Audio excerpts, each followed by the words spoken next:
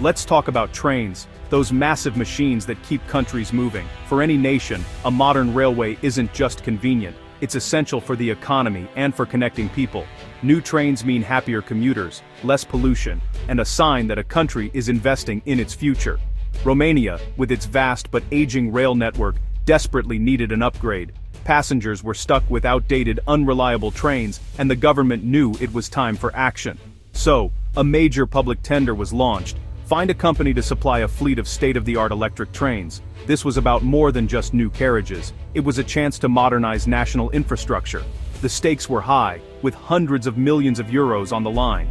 Global train manufacturers from Asia, Europe, and North America all wanted in, promising the best technology and price. Romania had to weigh not just cost, but long-term reliability and value for taxpayers. The tender included an initial batch of trains and a long-term maintenance contract, making it a massive deal. The authorities faced a daunting task: sift through the offers and pick the right partner to bring Romania's railways into the modern age. What could go wrong? As it turns out, almost everything. The stage was set for a procurement drama that would test the system to its limits. And so, Romania's journey to modern trains began, with high hopes and even higher risks. After a lengthy evaluation, Romania's Railway Authority, ARF, announced its winner, a Chinese consortium led by CRRC Qingdao Sifang. Their offer was compelling: modern electric trains at a price that undercut the competition. The deal included not just trains, but long-term maintenance, promising reliable service for years. For Romanian passengers, this was a game-changer. Faster, more comfortable journeys were finally within reach. Contracts were signed, and optimism was high. But in the world of big contracts, losers rarely go quietly. Alstom, a major French competitor, immediately challenged the decision, questioning the fairness of the process and hinting at unfair Chinese state subsidies. This protest triggered a formal review, halting the project.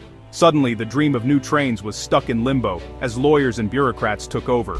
The straightforward deal with CRRC was now mired in uncertainty. The promise of a modern railway was fading fast. Romania's hopes for a quick upgrade were derailed by legal wrangling. The procurement process had become a battleground, and the outcome was anything but certain.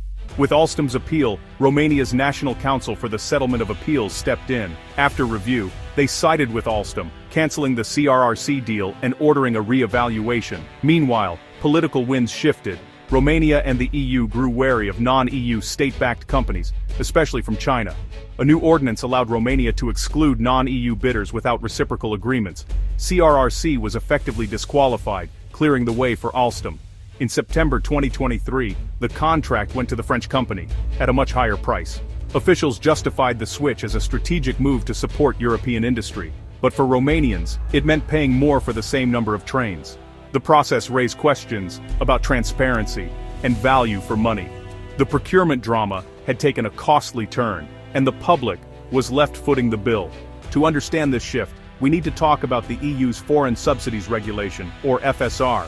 The FSR aims to stop non-EU companies, especially those with heavy state backing, from underbidding European firms for major contracts. It gives the European Commission power to investigate and block deals if foreign subsidies distort the market. Alstom's protest tapped into these concerns, even before the FSR was officially enforced. Romanian authorities acted preemptively, aligning with Brussels' new protectionist mood. The CRRC case became an early test of this approach. The message was clear: offering the lowest price was no longer enough if subsidies were suspected. For companies like CRRC, the rules of the game had changed.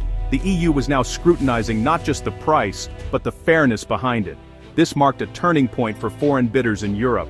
The FSR was reshaping the landscape of public procurement, and Romania's train saga was at the center of it all. The stakes had never been higher. CRRC fought back, taking its case to Romanian courts, arguing its exclusion was illegal. The case reached the EU's highest court, which faced a key question: could Romania apply the FSR to a tender launched before the rules existed? In May 2025, the court ruled in CRRC's favor. The verdict: Romania couldn't retroactively apply new regulations to an ongoing process. The FSR couldn't justify excluding CRRC, since the tender predated the law. The court made it clear: rules can't change after the game starts.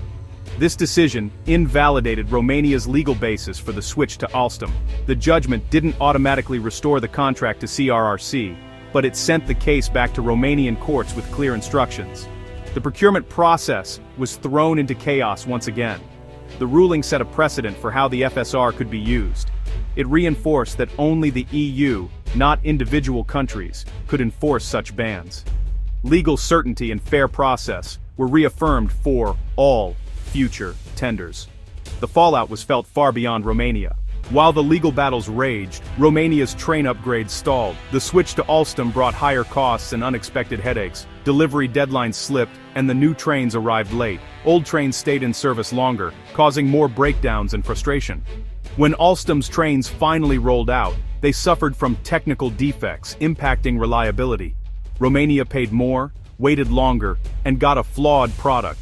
Financial losses mounted for the state railway operator. Meanwhile, CRRC, emboldened by its court win, prepared to sue for damages.